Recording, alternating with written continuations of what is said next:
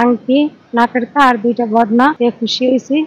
আর আমার জিনিসগুলো আটকা রাখছিল, আর সাংবাদিকরা এই নিউজগুলোর দেওয়ার পরে আমি আমার জিনিসগুলো ফেরত পাইছি। আমি এখন খুব খুশি।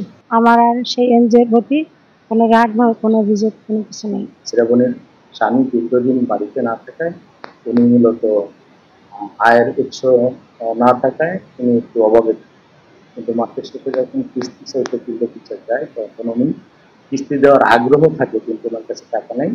উনি সম্মানের কারণে উনি নিজে স্বইচ্ছায় ওনার স্বর্ণের আংটি বদনা বিক্রি করার জন্য চেষ্টা করেন, কিন্তু না পেয়ে উনি ফিল্ড অফিসারকে অফিসে এসে বলে যে দাদা আমি তো এগুলো বাইরে বিক্রি করতাম, তো আপনারা যদি আমাকে বিক্রি করার একটু সহযোগিতা করেন, না এগুলোর রাইটে একটু আমাকে সহযোগিতা করেন, তাহলে এগুলো রাখেন।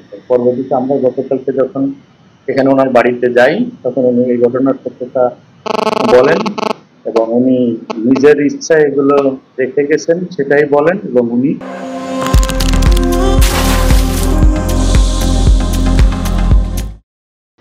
৯,৫০০ টাকা নিজের থেকে ম্যানেজ করে গতকালকে অফিসে জমা দেন এবং উক্ত মালামালগুলো ফেরত নিয়ে যান।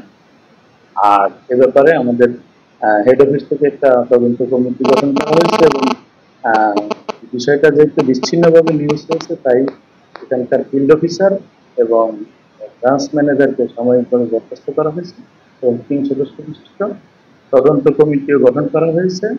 অদ্য ১২ তারিখে অলরেডি তদন্ত কমিটি বিতরণারী অফিসে উপস্থিত, এ ব্যাপারে তদন্ত করে সঠিক সিদ্ধান্ত নেওয়া হবে।